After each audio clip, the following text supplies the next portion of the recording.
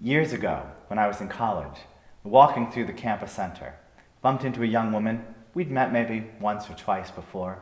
We exchanged pleasantries. You know how it goes. Hi, how are you? Fine. How are you? Fine. Only for whatever reason that day, when she asked me how I was, I responded truthfully that I was having a really terrible day, and in fact going through a really difficult time in my life. Tears sprang to her eyes as she shared that she too was going through a really difficult time. We found a corner of the college center and sat for probably an hour, visiting and sharing. We finished, we embraced, and went our separate ways. And honestly and oddly, we never really became better friends.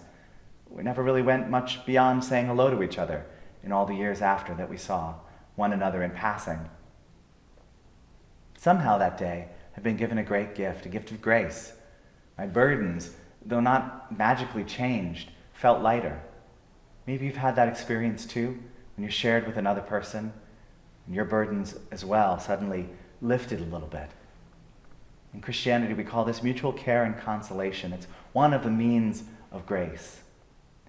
As we enter Lent, we might find ourselves thinking of images such as Ash Wednesday, when we receive the imposition of ashes and hear the words, "From dust you came, and to dust you shall return."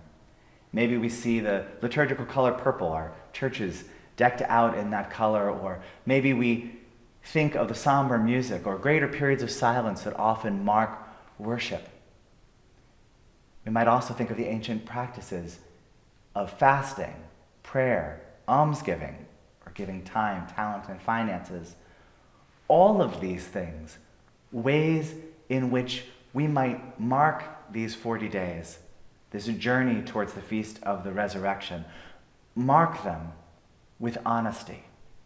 Mark them by noticing where we truly are in our lives and laying it before the cross, before God. I can't help but wonder if, like my encounter with that young woman so many years ago, Lent then for us might be a means of grace, a place where, sharing honestly, we find that our troubles and our burdens are a little bit lighter. So what are your difficulties? What are your troubles? And who do you trust? What church can you go to? Where can you come before God and before the cross and lay these things down, to have the arms of grace wrap around you more tightly?